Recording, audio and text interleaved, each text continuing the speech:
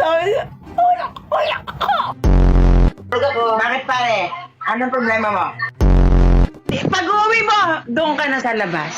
Dito na ako. Problema. Ayusin mo ba ako? May mga panty-panty pa naman. Ano ba yan? Pag uwi mo, doon ka na sa labas. Ako na dito. Pare, ano ba ang buhay? How's your day without me? It's okay. Okay. Yeah. I'm very happy. Tomorrow, change my cover ng bed and change the pillow case. You move there. Yeah. Because my visitors coming here. Oh. You have visitors tomorrow?